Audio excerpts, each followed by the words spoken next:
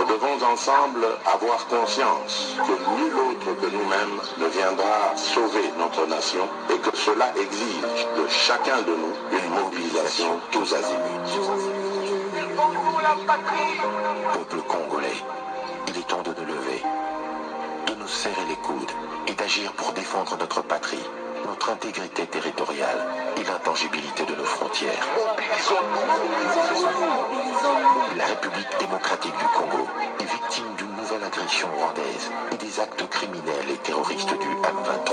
Et moi, ils n'ont besoin que de notre encouragement. Dire simplement allez-y FARDC leur suffit comme encensement et force d'aller en avant. Allez-y FARDC, Bendele et Koyate.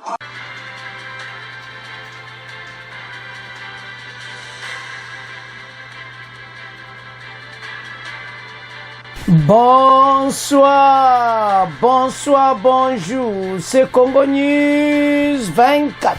Bande Konanga, comme toujours avant de commencer notre émission, nous disons merci à Dieu.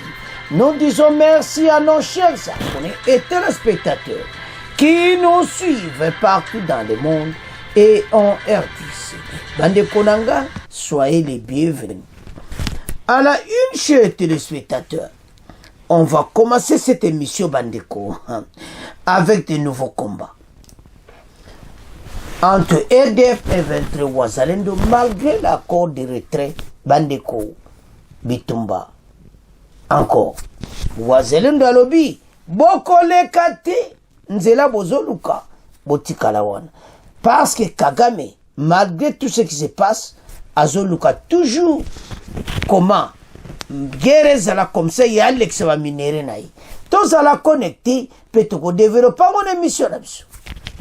Deuxième point chez téléspectateurs, des armes et munitions de l'armée de l'Égypte vers Goma Bandeko Togoyo ka mon émission oyo tous à la connecter peut-être qu'on développe mon émission là-dessus. Chers téléspectateurs, émission là-dessus bandi et comitante sur l'ensemble masolo yamboka yebsa baninga nyonso ete erangwe koki oto sola masolo ya RDC. Bandeko armée rwandaise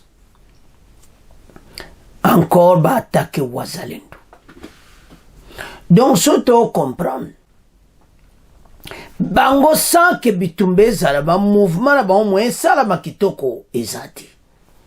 Do balinga guerre zala comme ça ba embouteillage wana ba bazolekana na biloko na makoyi o ba minero bazoyiba. Soto comprendre parce qu'on ne comprend pas. Ils ont eu un accord secret. Armée rwandaise va se retirer et makambo belé bazoyokana pour le moment à l'accord de Luanda sous l'égide de mes présidents angolais Lorenzo. Mais au moins que bazaka na tentation moko ya Bitumba. Qu'est-ce qui se passe juste? Mais l'armée a compris que Baza toujours n'a besoin y a des temps de moussous pour exploiter ba minerie. Bandeko bato yo ba komi na suka ba yebi ete makambo ezosila. Alors c'est le moment ba profiter ba yiba ba minerie. Parce que tout mon atinate ba meki ba Wazalendo bazong si bon, c'est-à-dire là où ba jera moya kala ki so qui c'est le fait bazo poussana na ba place non, maintenant ils sont coincés. Na pression au ezoye la bango na que armée rwandaise bientôt on se retirer na makambo ebele zo salama sur le terrain alors ba monsieur soi-disant M23 AFC les autres on en profite maintenant et Kagame et na ba partenaire na bango. Donc il faut pas pomper peno kaba minéré pena ba yibara ndenga mukiti. C'est ça qui crée l'insécurité. Parce que sans l'insécurité bako yiba biloko bienti.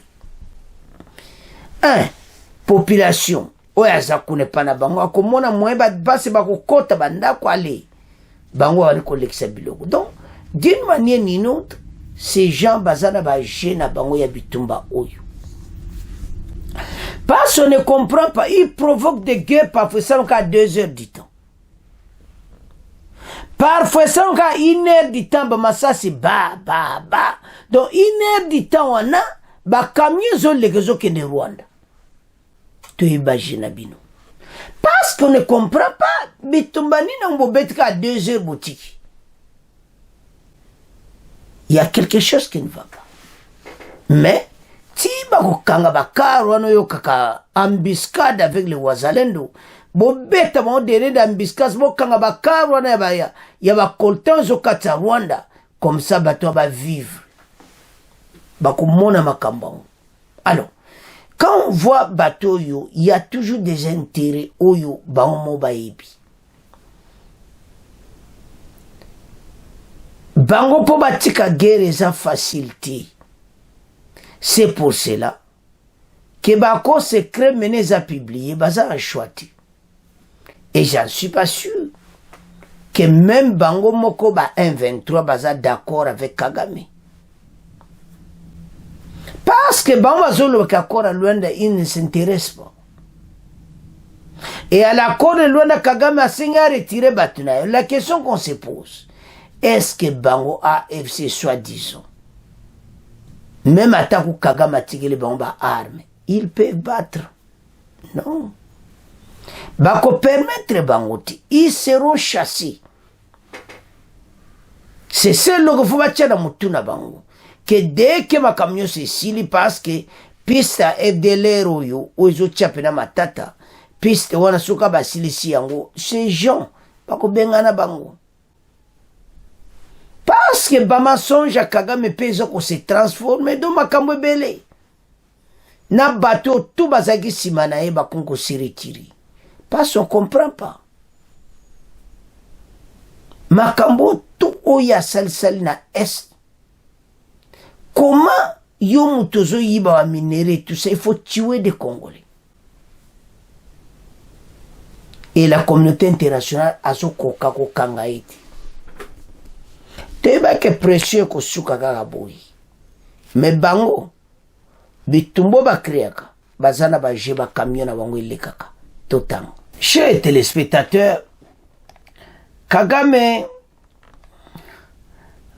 donc AZMP nalobani azoye bate maintenant qu'est-ce qu'il faut faire? Parce qu'il a échoué totalement. Et comme il a échoué, c'est l'option. Et comme il coloca maintenant qu'on benda va plan, parce qu'ils n'ont pris basali sur la contrôle. Situation d'engezo kende, ba moni pena qui échec total. Somona. Alors, FARDC à l'alitazo talabango. On voit ce qui se passe. Et les Wazalendo se battent encore et à homme. Place bako le kabaromona les Wazalendo nanzela na bango. Alors, Kagame ces hommes maïe pene siliban. Au Nord Kivu, de nouveaux combats ont opposé tous les matins, ce mercredi, les volontaires de défense de la patrie VDP, appelés communément Wazalendo et les rebelles RDF M23 sur plusieurs collines, surplombant la cité de Bweremana dans le territoire de Massissi. Selon la société civile locale, les Wazalendo ont repoussé les rebelles du RDF M23 qui voulaient déborder leur position. Aux Omona. Ah, les Waza, Bossala Masolo, Yango Moni, RDC Balbalou, pena que oui. Ce sont des vrais patriotes, Bokene Namasolo, parce qu'ils voulaient déborder leur position initiale. Alors, après cet événement, une accalmie relative est observée à Bweremana et ses environs après des échanges de tirs qui ont duré plus dizaines de minutes. Boyo Kanan. Donc, tant que vous bêtes à tir, meki, mon ba pesi Wazalonda pesi bon. 10 minutes, il y a Bitumba. C'est que ma copie les corps. Il y a eu des échanges de tirs suite au mauvais mouvement de 1-23 commençaient à faire vers les positions des éléments VDP Et maintenant, les VDP ont répliqué et ont réussi à repousser les RDF 123. Donc, VDP le bozana place à kolekati. Toujours talabino. Donc, VDP a le kolazo senzela. FARDC azawana. Pour le moment, c'est calme. Il n'y a pas de problème. Les VDP ont contenu ces petits mouvements et ont repoussé les RDF 123 jusqu'à la distance considérable. Donc, Kagame, c'est fini. On est 1-23 jours l'accepte que malgré Bino, Bozo Koukati. Il faudra féliciter ces Ouazalendo. Alors, environ 30 minutes, les accrochages ont duré environ 30 minutes.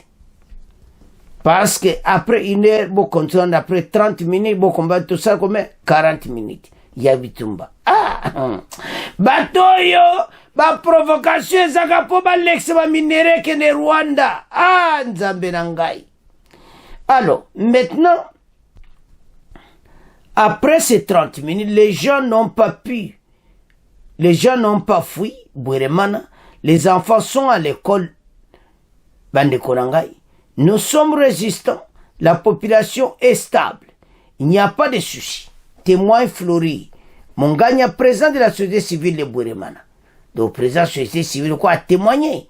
Donc, Masolo est vrai. Donc, Ouazalendo a salé pena Masolo. Mardi, d'autres combats ont été signalés à Kibirizi. Dans le groupement de Motanda, la cheville de Bouto, dans les territoires de Rutshuru. Ils sont opposés les Ouazalendo et les RDF et les sud local avant, même hier. Et Zaraki. Zomona, Nakibirizi. Les sources locales avancent un bilan provisoire au moins de 3 morts, plusieurs blessés dans les rangs du 1-23. Bozoka. 3 morts et plusieurs blessés dans le côté de 1-23. Nana Salimasolo, les Ouazalendo. Match Zamobulu. Ah, Waza, Salamasolo. Les affrontements ont eu lieu à partir de 11h jusqu'à 13h ce mardi à Kibirizi. Les rebelles de RDF 1-23 et puis IPDF AFC ont attaqué les Ouazalendo au quartier Kinyaki. Uzoka ba IPDF nyonso bazana kati ba AFC do batwana nyonso bazana kati. C'est au centre commercial de Kibirizi. Des coups de balle ont été entendus et la population s'est enfermée dans des maisons. Nous avons enregistré un bilan provisoire de 3 morts et plusieurs blessés du 1-23. Il y aurait 2 blessés parmi les civils. Cette situation nous inquiète. Nous demandons au gouvernement de la communauté internationale de venir en aide aux populations en détresse. Il est urgent de demander au RDF 1-23 de quitter le sol congolais. Zala les karate bazo kendi. Ozomona teke bena diplomatie bene simi bato bazo die. Donc déjà bazo yo kanande ni ba formalité wana. Donc ces messieurs to peut se revoir pona libela o eza dernière tentative pe asuka. Donc voilà. Parce que pour le moment Kagame na batune ba AFC ba Nanga ba Bisimwa tous ces gens bazana ba décision. Kagame pression tellement le qui azana choati fois bimisa batunaye mais yazo senga ke FDLRP ba bimisa. Zomona. Alors, c'est ça et pas ba yokani mais accord et salami déjà. Malgré ça, Kagame azo continue comme menacer les Ouazalendo. Tout développer Masolo. Restons au Nord Kivu où des tirs d'armes lourdes et légères ont été entendus en milieu de journée d'hier mardi dans les environs de Kibirizi, c'est dans la chefferie de Bouito, territoire de Rutshuru. Selon certaines sources locales, il s'agirait d'un affrontement qui a opposé les éléments VDP Ouazalendo aux rebelles du M23. Ces tirs commencés autour de 11h ont cessé vers 13h heure locale, précisent des témoins. Au moins 2 civils auraient été blessés, ajoute-t-elle. Chers téléspectateurs, Tolandi Bissonyos. Donc, Okomona clairement était M. Kagame, Azoluka partout. Ma correcte. Pense que pour le moment, l'armée est en position de force. Notre armée est en train d'agir. Bazana Sima Wazalendo, et puis Bota la force Wazalendo comme Nango. Ils ont repoussé plus loin l'armée rwandaise RDF 123 ba IPDF. Parce que Bitumbazana Kibiriji, Wana Penezaki Penamomakasi, ça l'a 30 minutes. Il y a eu 3 morts côté à Rwandais, donc armée rwandaise, et plusieurs blessés. Voilà les Wazalendo. Donc, jeune patriote, c'est-à-dire, bato ba osala bere ba meka ba dusura na zamba kote ka ba okenda mbiskat. Donc Wazalendo ba osala biloko modo ya kosakana te. Parce que ba ebi terrain très bien koleka bango même bo ba Rwanda wana. Alors, na bweremana kimi ezali. Kuna esala eka ba 10 minutes. Et puis na Kibirizi ndepene ezala ki pena 30 minutes. Et ça va da. Et le courant des eaux l'axa comment ma message au pesa qui yokani. Que va cesser le feu aux amaïs la bango. Moni. Tout ceci à population va commenter au pesa. Fa de se bateli bango dernier de sécurité les Wazalendo bazala wana. Ongo lega kaka yamba biloko moto de plus 3 morts et plusieurs blessés du côté, il y a l'armée rwandaise. Donc, voilà, ça montre que ces jeunes sont déterminés d'aller de l'avant pour sauver ce pays. Je vous assure, Bandeko, tout ça, la tâche à S, il faut ici, là. Et puis, le nom, c'est pour la conduite, c'est positif. Donc, il y a quel que soit comment. Fatia ebaki ke masolo ndenge bazo kende précieuse kompa parce que c'est copé kofi coopération zaï d'abord ya balkanisation bakabola RDC ou bien balkanisation une partie en Rwanda et maintenant réaction à Fachi eza brutalité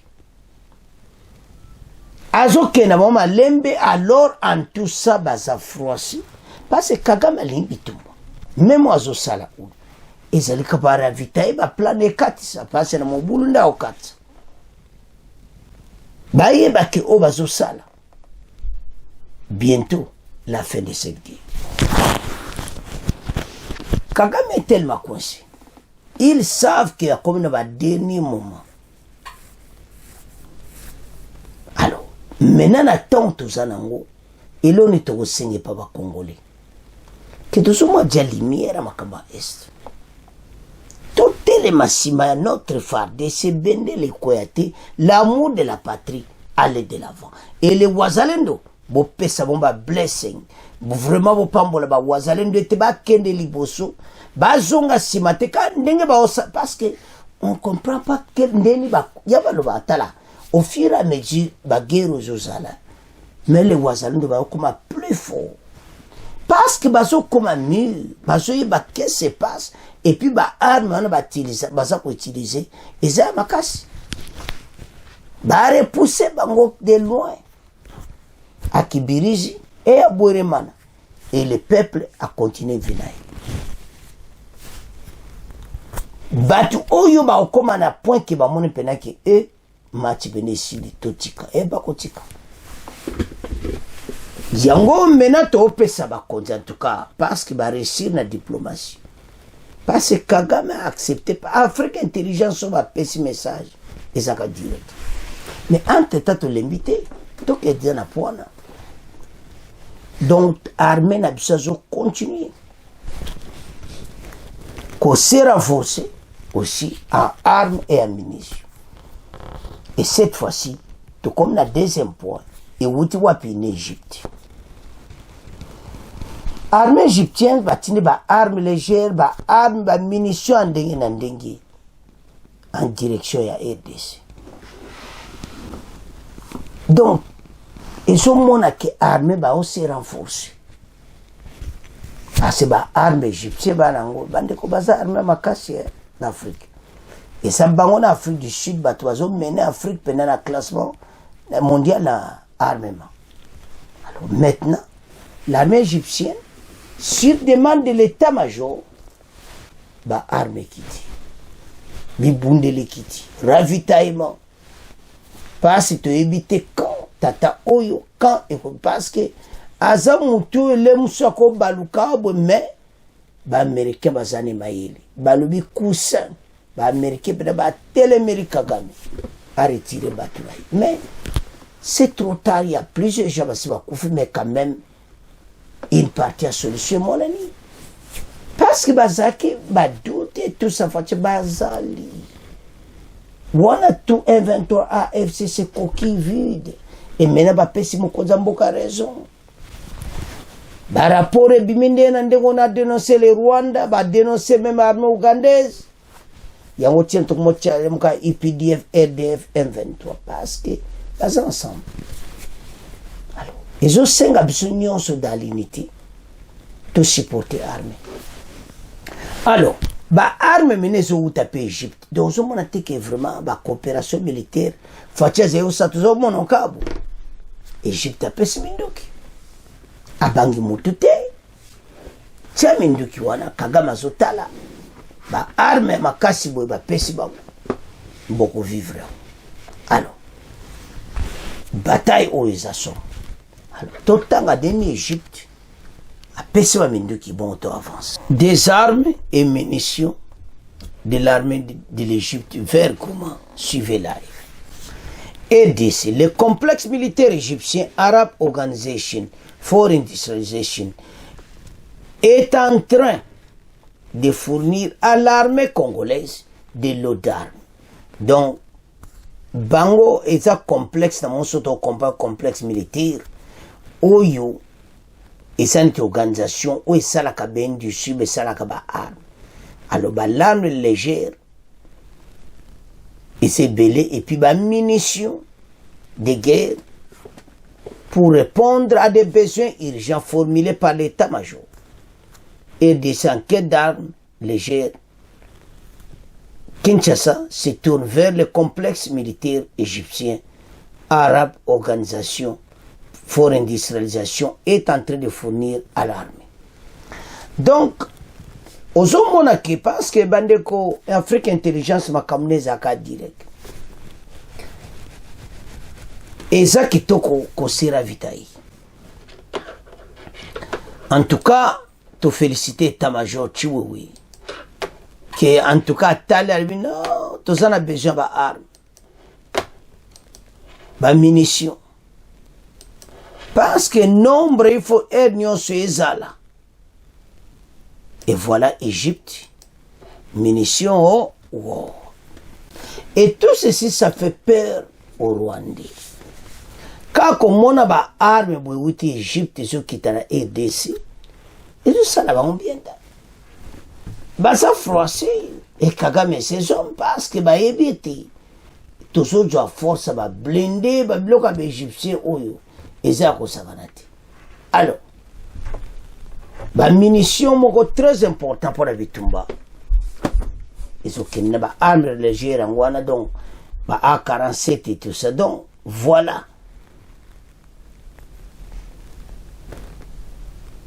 Coopération militaire ta facha osalango ba critiquer zayi makasi mais botala siko ba fruit nango osengi ale mbala mo ba arme kiti etis. Donc toujours en position de force ya otina Chiwewe asengi mbala mo te ba renforcer parce que l'air nyo se faut bazala na nyango plein à craquer ba munitions. Alors voilà ndenge nini masolango betami. Alors les armes de l'Égypte vers la RDC Kagame et ses hommes, ils tremblent toujours. Yangotina bagwane zali kitoko parce que ennemi a comprendre que les rangoyo abimisa batuna ina kata RDC ndenge bayokani. Pour ce gars sali yangote, c'est comme ça que l'armée nationale faut se comporter. Quand l'axabango que tu as vraiment en contact avec la puissance armée africaine, net de l'Égypte, comme ça Kagame et ses hommes, on comprend que match en dengeza, tous hommes na bateau bazo gagne, tout développer ma soul. Bandeko, en tout cas, Tolani. donc arme nini wana industrie wana ba arme organisation ya ba arab oyo en Égypte sur demande à Chiwowi parce que au monde biloko na ba arme ba munitions et tout ça il faut ezalaka toujours na réserve tant ozoma que réserve diminuer il faut que senga rapide. Alors mbala moko kutu sans ko wumi sale en direct kin comment do ba arme penza tanto lo bana ba congolais et toza la bonne voie to se décourager te ben information tanto ya kanango eza po batu bazo ba vraie information ya ontia to esabilité beau s'abonner massivement na chaîne et puis beau partager yango bandeko position tozo kena batu oyo eza position moko bien on a compris parce que moni c'est le feu tango yaki premièrement bazaki na ba idée mususu mais et baluki na monde mususu ba on ba kina idée kaka voilà to tchaba on a kata bulu après aller biso to ko ba territoire ba mona ki ba bimo wazalendo déjà zawana ça mona présence à wazalendo pas c'est faire de ces liboso à observer c'est le fait et Kagame na battu na bazo récupérer ba territoire. Et maintenant, ce n'est plus le cas. Il va dû à mon côté banda trevo bandi. Osomona. Banda ka premier jour ba kenaki na cherche à la frontière ougandaise. Banda on est ici na batu. Alors, il y a honte ça va congolais. Et son la armée na son la bonne position. Et puis to gagner guerre oyo. Et tous ces ennemis de la paix ba ko comme français. Pe ba oyo ba soutenir parce que toza kokendi. On va avancer et des armes égyptiennes vers la RDC. Kagame yebera. Masolo to arango nzele zambolai. Malgré tout ce qu'on sait pas face à Luanda, Kagame est toujours dans son plan. Mbala okosa mutute. Mbalo aza kwense. Diplomatie za kubete bafimbo. Alors, il va quitter bientôt. Armene mubimba babima. RDC. Mais ayeba été biso tout aussi renforcé to bana bongote le baranfort à munitions o babiloko boyi ya monde sala ka kitoko comme ça ennemi azomona ke batango pena bazana position to ko ka bangote boko ka bisote parce do telemi place wana alors soto tala to somona clairement te bana mboka to telema biso nyonso ensemble derrière notre armée, Bendere Koyate, FARDC aller de l'avant. Alors c'est à ce point. Donc comment clôturer mission, nous avons quitté s'abonner de Konanga. Au revoir. À la prochaine.